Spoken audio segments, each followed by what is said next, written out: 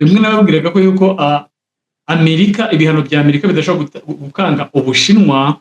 Uyu munsi noneho China cyangwa se Minisiteri y'Ubucuruzi mu Bushinwa yabwiye kampani 5 ziri big muri China zikora ibintu cyangwa se zitunganya ibintu bya peteroli ko batagomba guterwa ubwoba n'ibihano by'Abanyamerika.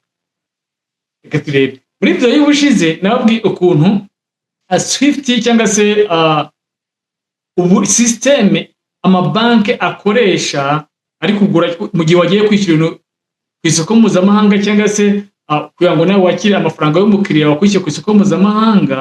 Iyo Swift uyu munsi Abashinwa bamaze kwicarenjinga ku buryo amatransaction yabo bakora hagati y'ibihugu bishobora gukoresha amayuani adashobora kubonwa n'Abanyamerika cyangwa se adashobora gukanga Abashinwa kubera ko bafite Swift yabo, ko bafite iyo twita CIP.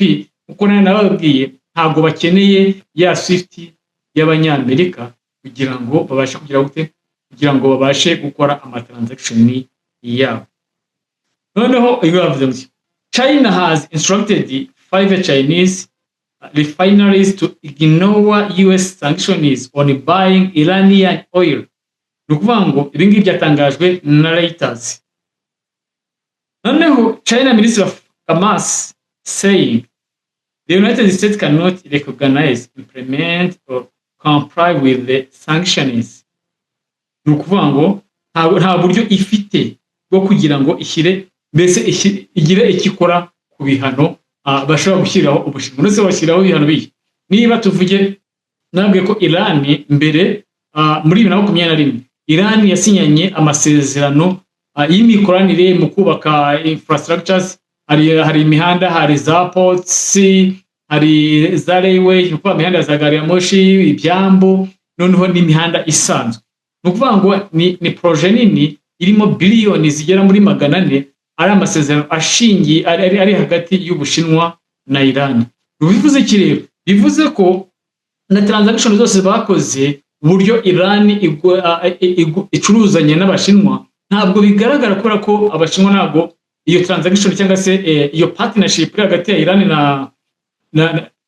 na China n'Abashinwa ntabwo ikoreshwa Swift. Nukuvuga ngo bakoresha iyo twita CIP ikora nka Swift. Noneho yo ikirenze kuri byo Swift yohereza message gusa ivuga ati mu credit amafaranga kuri account, ariko noneho CIP ikora na payment. Nukuvuga ngo ikora mu buryo buri direct, kandi noneho amabanki yo mu Bushinwa abikora mu buryo buri direct. Nukuvuga ngo banki za China na banki za Iran nukuvuga ngo bakora na transaction, kandi transaction atagira atadisclosing information cyangwa se amakuru outside cyangwa se ku third party cyangwa se bandi bantu bo hanze.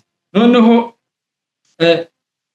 ahangaha harimo company yitwa Hengjin Petrochemical and 4 seaport refineries that together represent significant Chinese refining capacity. Ni kuvuga ngo ni company 5 bavuga ati mwebwe mukomeze mugure amavuta na Iran, nta kindi. Kandi tuzakora ko noneho Iran yamaze kudecidinga ko nta bwato no bwa Israel bushobora kunyura muri Strait of Hormuz. Kubera iki? Kubera ko nyine nawe urabyumva. Noneho ahangaha ibi ngibi ni yantuze ni bwa buryo Abanyamerika bagiye bashyiraho ibihano. Akangaka karoka urana karoka ino katuni 34 44 125 145 245 urumva ni ibihano like ni ibihano bagiye baplayinga ariko bitigeze bihangayikisha Abashinwa n'akantu gatoya. Okay, mu buryo economique ntabwo habura akantu kangirika, ariko mu buryo Ubushinwa bwateguye ibintu byabo igihe kirekire, kuko bari babizi ko Amerika ntabwo igeze inshuti y'Abashinwa, nigeze iba n'inshuti y'umuntu n'umwe wari wese uri kwibuka ku isi. Ahubwo no kuba Abashinwa baricecekeye baca Abanyamerika muri humye bo bubaka ubukungu bwabo. Buri gihe Abanyamerika bashishikajwe no kujya gufata no kujya guteza ahantu imidugararo, bibi ibintu by'abantu, basenya ibintu by'abantu. Niba utabumviye, Abashinwa bo bahisemo kubaka inganda bahinduka isoko ry'isi. Amaze guhinduka isoko ry'isi, bagira icyo bita capital accumulation nini, kuvuga iki, kuba ari bo bafite amafaranga menshi ku isi. Noneho inukatsion cyangwa se mu buryo US bavuga ati don't buy oil from Iran, no China, I'm gonna pretend I didn't hear that. Ni umunyamerika bavuga ati wowe turabuza buri muntu wari wese kuba yagura ibikomoka kuri peteroli muri Iran. Abashinwa bati rero twebwe cyangwa se genda pretending nkaho nigeze numva ibyo uvuga na gatuye. Noneho uyu nguyu ashobora kuba ari yitwa LW, ashobora kuba of course ari umunyamerika yavuze communist China is not better than the terrorist regime of Iran. They should be next to be deal with. Ngo aravuga ati abashinwa ntago bakomeye kurusha Iran, kurusha abaterabwoba ba Iran, ati nibo bagomba kuba target ikurikira. Ariko ibyo ngibyo nyine ni umuturage nkuko nanjye navuga ikintu. Noneho nguyu waba Edward Anton avuga ngo good, Donald Trump is just a seeking old man, a fucking he's less than nothing. Nguyu urumva nyine avugana uburakari. The sanction is war has reached the peak. Subsidy, America banned the trade, China banned the ban. Israel, Iran sold the oil and everyone call it strategy instead of maritime pantomime. Ntabwo nzi icyo jambo rivuga. The world will still blame the innocent even when they see the evidence. Nyine ibyo ngibyo ni ibintu bisanzwe, bitari umunyembaraga igihe cyose uhora uri umunyamakosa, uri umunyabyaha. Iyo umunyantege nkeya bivuze ko ubundi uri umunyamakosa ahantu hose. The US thinks they can just dictate the rules to anyone. Remember, China is the world's largest economy and appear adversary to the USA. Okay, wende abashinwa buretse ko wenda bitari nabyo ushobora no gusanga baranabaciyeho, ariko mu bigaragara mu buryo bwa data ziba published cyangwa se n'ibyo ibinyamakuru bitangaza, tubona ko abashinwa nibo bafite ubukungu bwa kabiri bisi, ni ukuvuga ngo inyuma ya USA. Noneho uyu nguyu Taibat, biggest failure of this Jewish blackmail inspired Iran war is the boomer. Kicks life managed to push Iran into Chinese orbit of influence. Boomer need to be targeted from DC for us to survive as a nation. Gwashaka ko umunyamerika ariko udashyigikiye Trump avuga ati blackmail cyangwa se wenda uburyo abisirayeli bagiye bitwara niyo byatumye, ni ukuvuga ngo niyo byinspire cyangwa se byatumye intambara ya Iran ibaho. Navuga ngo mukure ubwo bucakara aho ngaho,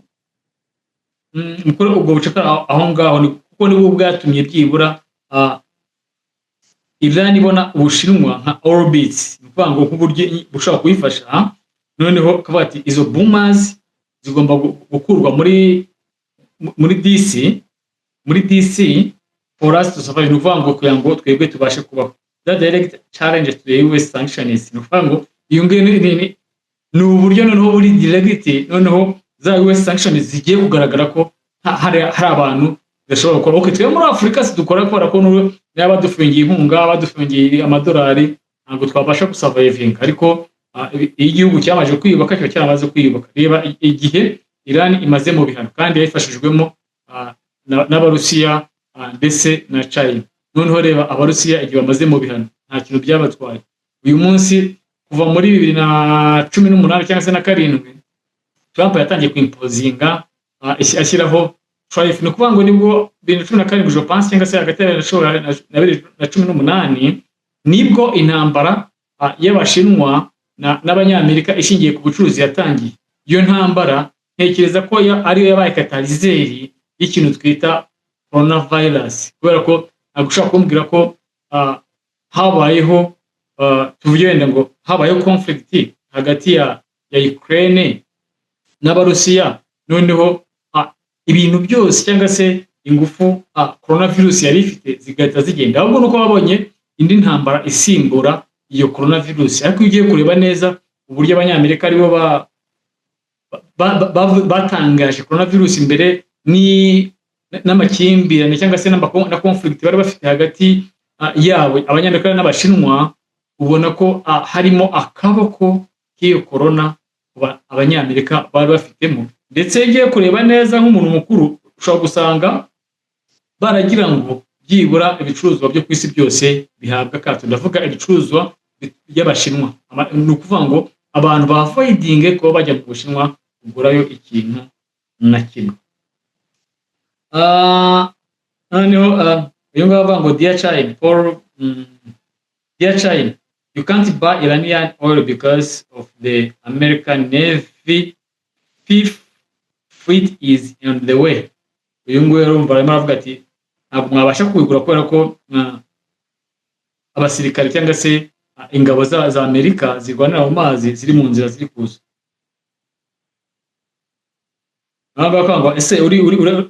So you think they should let China buy Iran oil so Iran can have money to pay more terrorists to blow up people? Maybe China can temporarily buy oil from anywhere else in the world. Just a thought to person with less than 2 brain cells. Uyu nguyu nari Matthew Hest, we arakizera ko abanyamerika nyine ari abanyembaraga, kugira ngo abantu babyumve nuko nyine byibura umuntu ashobora kuba afite cells zibura mu bwonko bwe. Jennifer Woods, when a dog barks for too long, it doesn't bite. Well, it's fucking hilarious. Trump keeping bullshitting himself with them. The rhetoric about stopping Iran's supply of oil to China. Plus, there is the way corridor supplying China oil at the moment. The old man keeps crying a river over China. Kandi koko ntekereza hari ama pipeline ashobora kuba yubatse kuva muri Iran kujya mu Bushinwa yantuze ya oil. China is officially threatening Washington.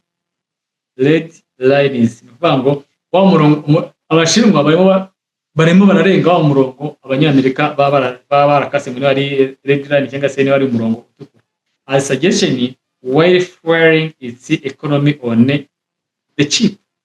Ngo barimo baragira gute bararenga wa murongo wa Amerika utukura ariko bubaka ubukungu bwabo ku giciro gitoya. Okay, hari nuzara ama comment menshi wasomuka ruha. Noneho inge yimara ngo the US Secretary Bassett warned this refinery just as last month. Chinese response is illegal.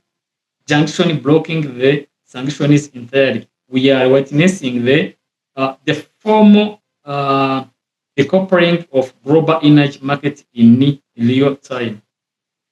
Ngwito Muhammad Amr yungu urumva nta kiri avuga ko niba ari umwarabu ntabwo yabura gushyikira Iran, ariko n'undi muntu wose uwo ari we usanzwe twebwe nk'abantu bari ordinary ntabwo twabura kuvuga ko Trump atuma ubuzima bwacu bwangirika.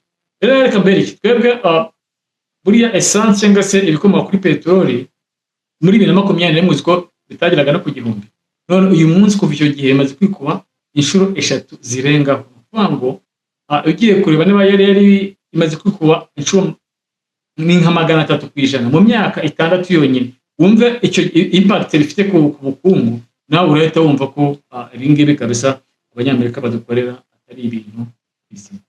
Reka twongere turebe kuri video y'ubutaha tugumye twiganire kubera ko amakuru avuga kuri ibi bintu aba ari menshi cyane.